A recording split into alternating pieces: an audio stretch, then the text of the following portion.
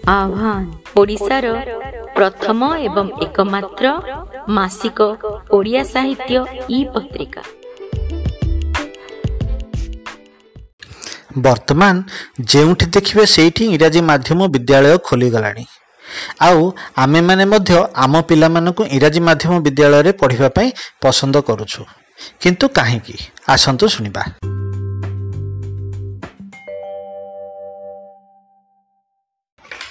अनेक समय रे सामाजिक गणमाध्यम रे एही प्रश्न उपस्थापित होईछि एवं व्यंग छल रे हेउ बा जुक्ति माध्यम रे हेउ अनेक बंधु प्रश्न करंती, भाई तमे मिछटारे ओडिया ओडिया हेउछ, जदि ओडिया भाषा पई तमर एते दरद अछि ताहले तम पिला मानकु ओडिया माध्यम विद्यालय रे न पढ़ाई इंग्राजी माध्यम विद्यालय रे काहेकि पढ़ाउछ।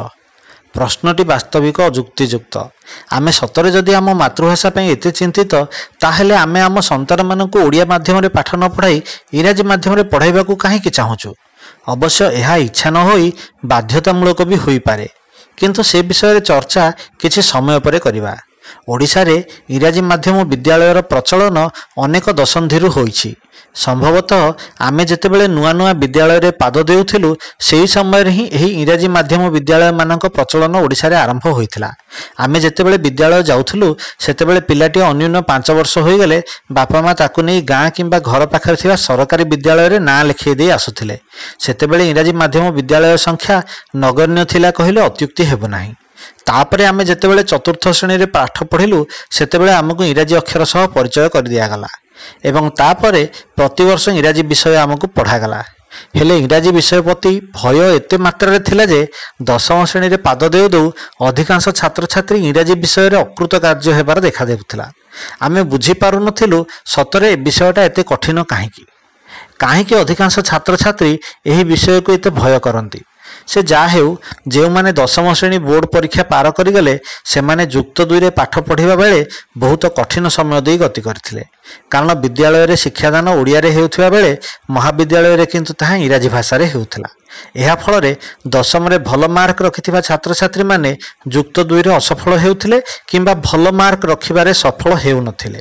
आउ जे माने एही सब कठिन पथ को सहजरे परिष्कार कर दी आगे थिले से माने विद्या अध्ययन रे सफल हेबा सह उच्च शिक्षा पाइले एवं भल भल चाकरी करिवारे सफल भी होइथिले। किंतु आमर महाविद्यालय प्रवेश बेलकू आम सम्मुख रे प्रतिद्वंदिता करिबा पई उपस्थित थिले इंग्राजी माध्यम विद्यालय रे पाठ पढ़िथिबा किछि छात्र छात्री जे माने पाठ्यक्रम को सहजरे बुझी पारुथिले एवं महाविद्यालय रो अध्यापक मानक इंग्राजी वक्तव्यर सठिक अर्थ बुझी पारुथिले, जहा आम पक्षरे संभव नथिला। आमे मध्य महाविद्यालय परिसर रे जेतेबेले चाकरी करबा को आसिलु सेतेबेले एक एमिति समय आसिला आम सह पाठ पढुथिबा अनेक छात्र छात्री हठात विदेश जीवा आरंभ करदेले। एहार प्रभाव पितामाता उपरे पड़िला। समस्त पितामाता प्रकारांतरे चाहिए जे सेमानक संतान माने भी विदेश जातु, डॉलर रे पैसा आय करंतु एवं बॉम्बे बेंगलोर रे उच्च अट्टालिका रे घर करी रहंतु। तेणु सेमाने संतान मानकु अल्प बयसरु ही इंग्राजी शिक्षा प्रति आकृष्ट करबा हेतु इंग्राजी माध्यम विद्यालय रे भर्ती करबा को लागिले। एहार अन्य एक कारण भी थिला, आउ ताहा थिला सरकारी बा ओडिया माध्यमिक विद्यालय मानकरे दिनकु दिन शिक्षादान रे अवहेला और छात्र छात्री भविष्य पई निश्चिंत शिक्षक गोष्ठी।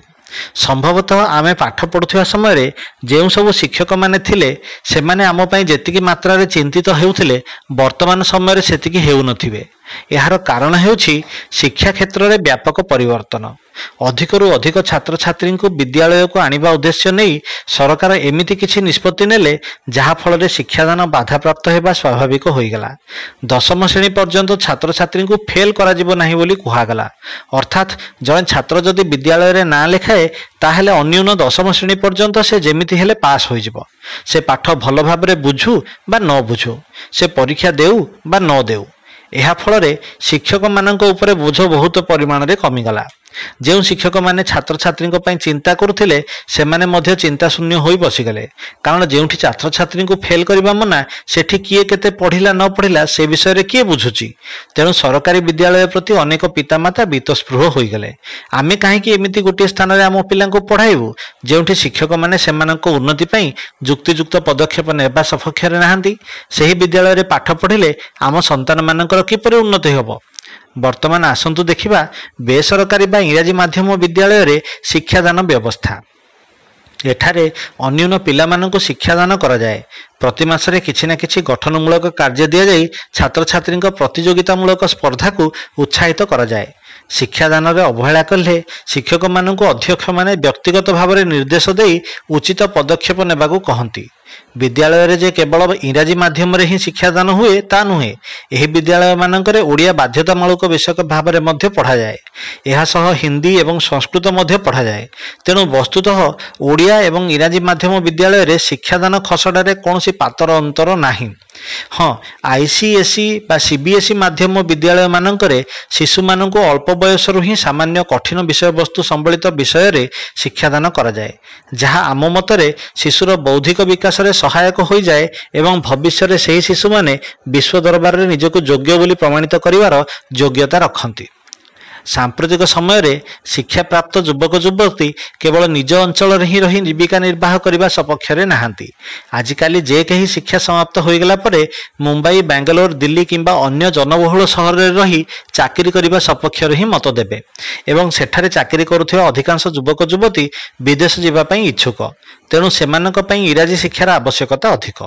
କହିଲେ ହୁଏତ କିଛି ଲୋକଙ୍କୁ ପସନ୍ଦ ହୋଇନପାରେ, କିନ୍ତୁ ବିଗତ 2 ଦଶନ୍ଧିରେ ଓଡ଼ିଆ ସରକାରଙ୍କ ଦ୍ୱାରା କେତେ ଜୀବିକା ବା ଚାକିରି ସୃଷ୍ଟି କରାଯାଇଛି। ରାଜ୍ୟରେ ମୁଠା ମୁଠା ଇଞ୍ଜିନିୟରିଂ ମହାବିଦ୍ୟାଳୟ ଖୋଲି ଦେଇଥିଲେ ଯେ ଅଗଣିତ ଇଞ୍ଜିନିୟର ବର୍ତ୍ତମାନ ବେକାର ହୋଇ ବସିଛନ୍ତି। ଅବସ୍ଥା ଏମିତି ଆସିଛି ଯେ ସମୁଦାୟ ଇଞ୍ଜିନିୟରିଂ ମହାବିଦ୍ୟାଳୟର 25% ସିଟ୍ ମଧ୍ୟ ଭର୍ତ୍ତି ହେଉନାହିଁ ଏବଂ ଚଳିତ ବର୍ଷ ଅନ୍ୟୁନ ଅଧା ଇଞ୍ଜିନିୟରିଂ କଲେଜ ବନ୍ଦ ହୋଇଯାଇଛି କିମ୍ବା ବନ୍ଦ ହେବା ଭଳି ଅବସ୍ଥାରେ ଆସି ପହଞ୍ଚିଛି। ଓଡ଼ିଶାରେ ଚାକିରି ପାଇଁ ଆଶା ନାହିଁ। ଯେଉଁମାନେ ଚାକିରି କରିବା ପାଇଁ ଆଶାୟୀ ସେମାନଙ୍କୁ ଓଡ଼ିଶା ବାହାରକୁ ଯିବାକୁ ହେବ ହିଁ ହେବ ଏବଂ ସେଥିପାଇଁ ସେମାନଙ୍କୁ ସର୍ବଭାରତୀୟ ସ୍ତରରେ ପ୍ରତିଯୋଗିତାକୁ ସମ୍ମୁଖୀନ ହେବା ଭଳି ସ୍ପର୍ଦ୍ଧା ରଖିବା ଆବଶ୍ୟକ, ଯାହା ଓଡ଼ିଆ ମାଧ୍ୟମ ବିଦ୍ୟାଳୟରେ ମିଳିବା ଅସମ୍ଭବ। ତେଣୁ ଆମ ସନ୍ତାନମାନେ ଇଂରାଜୀ ମାଧ୍ୟମ ବିଦ୍ୟାଳୟରେ ପାଠ ପଢ଼ନ୍ତି। ଇଂରାଜୀ ମାଧ୍ୟମ ବିଦ୍ୟାଳୟରେ ପାଠ ପଢ଼ିବା ଦ୍ୱାରା କେହି ଇଂରାଜୀ ହୋଇଯାଆନ୍ତି ନାହିଁ, କାରଣ ଆମେ ଜନ୍ମରୁ ଓଡ଼ିଆ। ଆମ ଘରେ ଓଡ଼ିଆରେ ହିଁ କଥାବାର୍ତ୍ତା ହୁଏ। ଏହାଦ୍ୱାରା ଆମ ଓଡ଼ିଆ ଭାଷାକୁ ଅବହେଳା କରୁନାହୁଁ। ହଁ, କିନ୍ତୁ ଓଡ଼ିଶାର ପ୍ରମୁଖ ଗଣମାଧ୍ୟମମାନେ ଓଡ଼ିଆ ଭାଷାକୁ କେତେ ସମ୍ମାନ ଦିଅନ୍ତି ତାହା ଆପଣ ନିଜେ ଦେଖିଲେ ଜାଣିପାରିବେ। ଆମ ସନ୍ତାନମାନେ ଭବିଷ୍ୟତ ପାଇଁ ନିଜକୁ ପ୍ରସ୍ତୁତ କରିବା ଉଦ୍ଦେଶ୍ୟ ନେଇ ଇଂରାଜୀ ମାଧ୍ୟମ ବିଦ୍ୟାଳୟରେ ପାଠ ପଢ଼ନ୍ତି, ଓଡ଼ିଆକୁ ନ୍ୟୁନ କରି ଦେଖାଇବା ପାଇଁ ନୁହେଁ। ସାମ୍ପ୍ରତିକ ସମୟରେ ସରକାରୀ ବା ଓଡ଼ିଆ ମାଧ୍ୟମ ବିଦ୍ୟାଳୟମାନଙ୍କରେ ହେଉଥିବା ଶିକ୍ଷାଦାନ ବ୍ୟବସ୍ଥାକୁ ଦେଖିଲେ ଆମେ ଆମ ସନ୍ତାନମାନଙ୍କୁ ଇଂରାଜୀ ମାଧ୍ୟମ ବିଦ୍ୟାଳୟରେ ଭର୍ତ୍ତି କରିବାକୁ ଏକରକମ ବାଧ୍ୟ ହେଉଛୁ ବୋଲି କହିଲେ ଅତ୍ୟୁକ୍ତି ହେବ ନାହିଁ।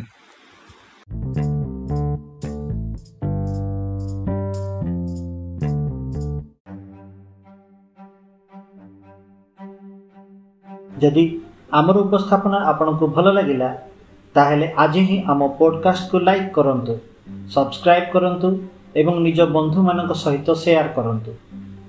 ପୁଣି ଥରେ ଶୁଣିବା ଆଉ କେବେ। ବର୍ତ୍ତମାନ ବିଦାୟ ନେଉଛି। ଧନ୍ୟବାଦ।